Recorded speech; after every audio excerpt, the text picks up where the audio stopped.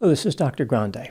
Today's question is, can I offer an update on the case of Vicky White and Casey White? This case was the topic of a Netflix documentary titled Jailbreak, Love on the Run.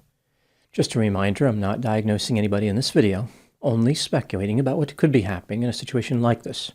If you enjoyed this video, please like it, subscribe to my channel, and consider supporting me on Patreon. I will put the link to Patreon in the description for this video. First, I'll look at the background of this case, move to the timeline of the crime, then offer my analysis. Vicky Sue White was born on August 19, 1965, and was raised in Lexington, Alabama. This small town is in Lauderdale County. In 2002, she married a man named Thomas White, who was 6 years older than her. She divorced him 4 years later due to his substance use.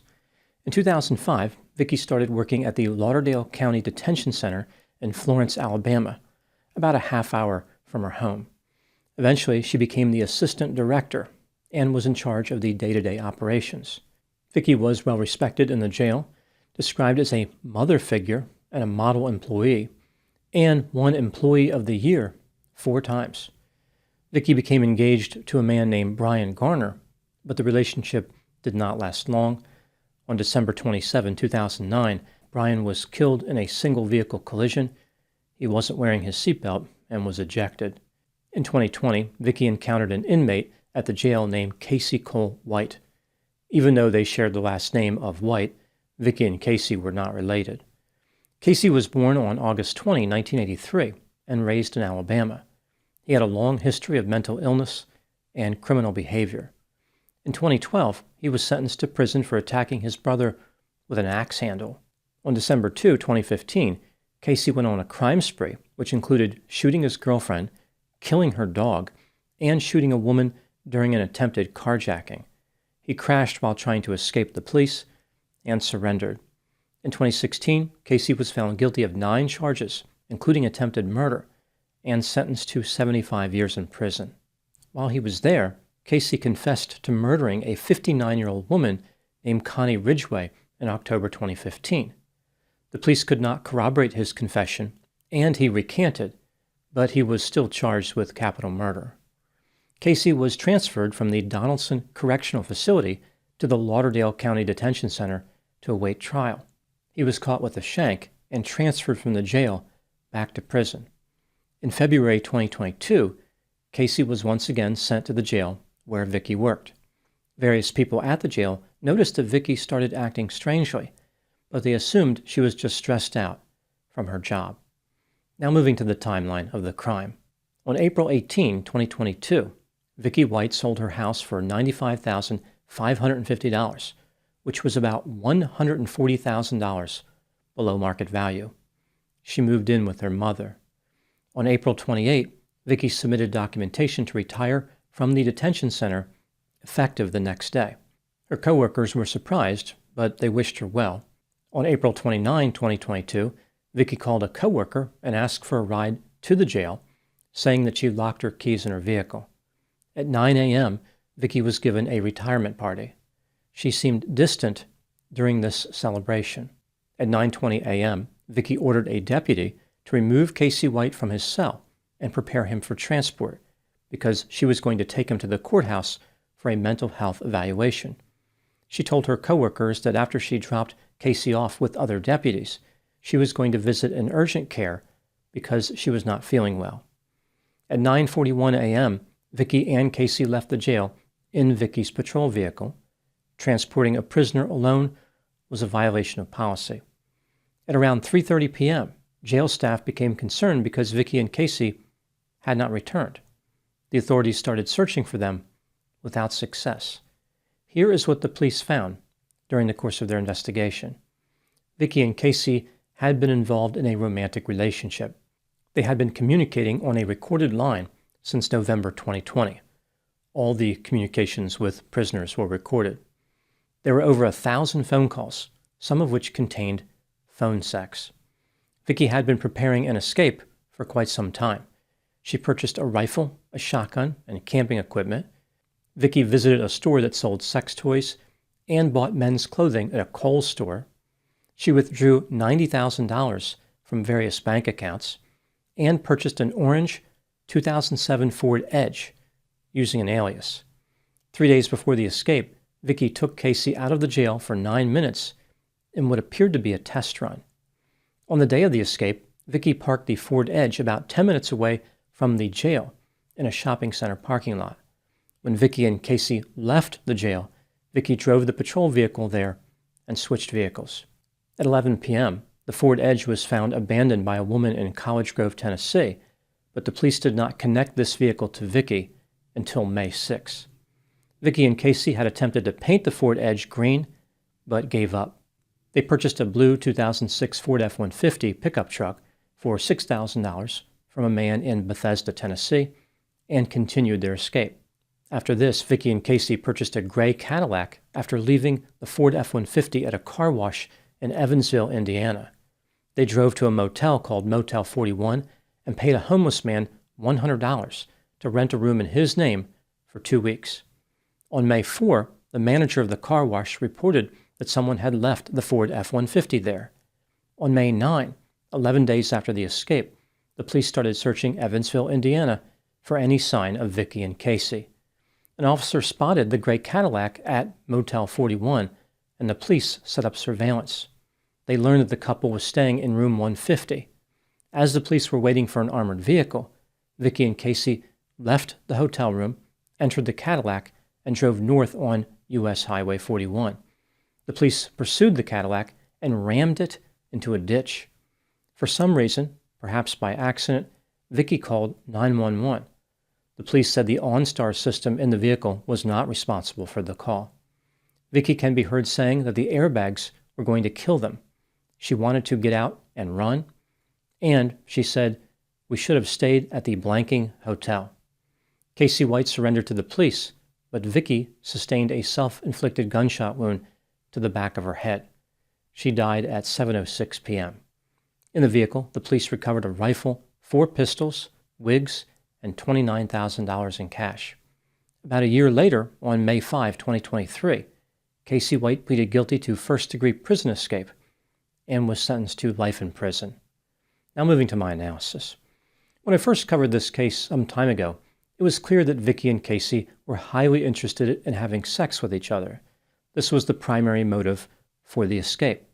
The couple wanted to be left alone and enjoy each other's company. They intended to live in the wilderness and have sex all the time. Their desires clouded their judgment, but also made them feel alive and hopeful about the future. On at least a few occasions, Vicky and Casey actually had sex in the jail, but of course those were not ideal conditions. There was pressure to complete the act quickly, and Casey wasn't going to remain there forever. He was headed back to prison to serve his previous 75-year sentence, whether he was convicted in connection with Connie Ridgway's death or not. The recordings that were made of conversations between Vicky and Casey revealed their personality traits as well as the depth and intensity of their desires. This is critical information when trying to figure out what these two were thinking. With all the evidence now available, what do I think happened in this case? This is just a theory, my opinion. Vicky felt as though her life was one of service to others. She stated that she was stressed because she had never put herself first in her life. She always put everyone else first. Vicky did not have romantic success with men. She was married for 4 years before deciding to leave. When she found a new lover, he was killed in a motor vehicle collision. Vicky had resigned herself to a lonely life. Every night when she came home from work, she consumed alcohol. Vicky had given up on men, given up on sobriety, and given up on any chance of happiness. There was nothing to look forward to, and hardly any reason to get up in the morning. The job at the jail was demanding and stressful. The jail was noisy, didn't smell too great, and dangerous. Vicky was just punching a clock and waiting to die. When she looked around at the inmates, their lives seemed as depressing as hers. They were locked up in a physical cell, whereas Vicky was locked in a cell of her own despair. Both places were terrible. She felt as though she was serving a sentence just like them. When Vicky met Casey in late 2020, she was immediately attracted to him. She understood how inmates were not considered ideal romantic partners, but there was something about Casey she just could not resist. On one occasion, Casey told Vicky that she had a nice blank, a word that rhymes with class.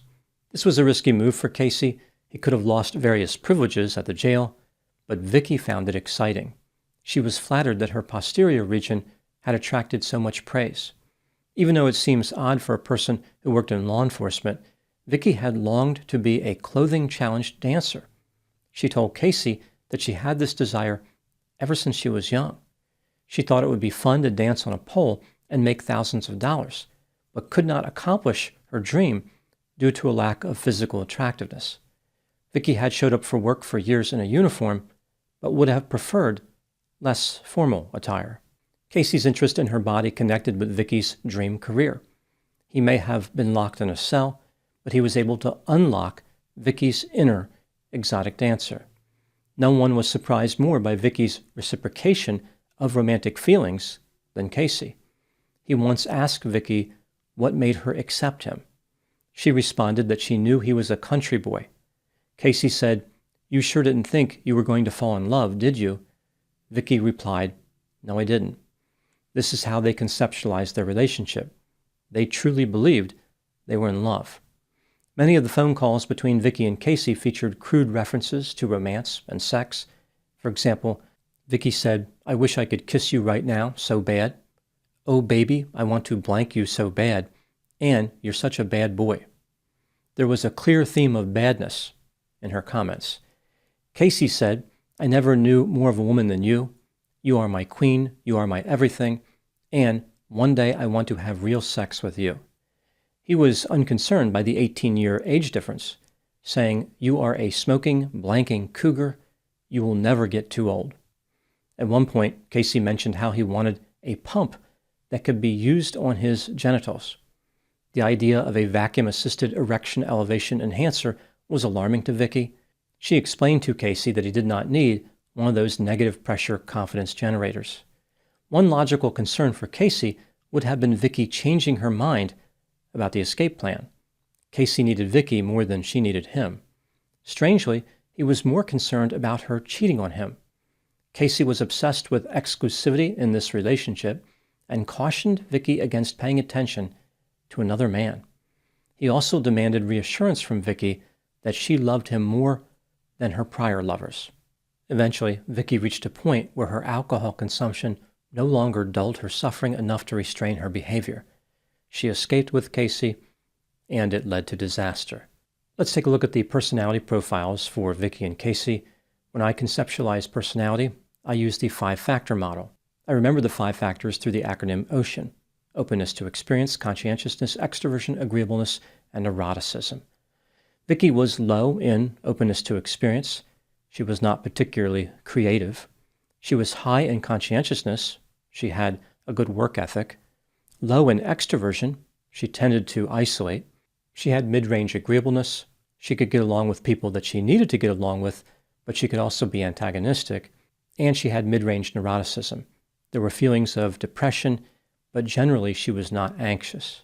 Casey also had low openness to experience, but this is where these similarities ended. He was extremely low in conscientiousness.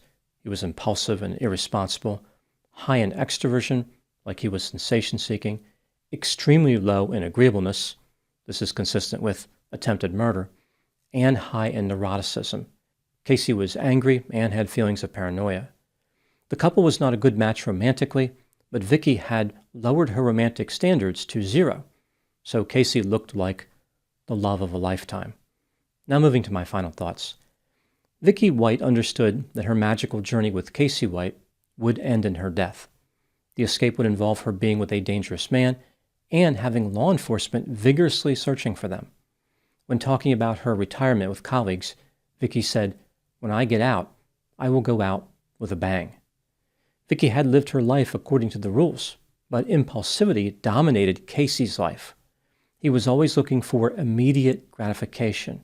In the end, Vicky gave up everything she believed in to chase a sexual fantasy. She lived like Casey and with Casey for 11 exciting and terrifying days. Vicky will always be remembered as treacherous. However, her story contains a valuable lesson. It illustrates the power of despair, boredom, and hopelessness and how far a person will go to escape the horrible confinement these feelings inflict. Those are my thoughts in the case of Vicky White and Casey White. Please put any opinions and thoughts in the comment section. They consistently generate an interesting dialogue. As always, I hope you found my analysis of this topic to be informative. Thanks for watching.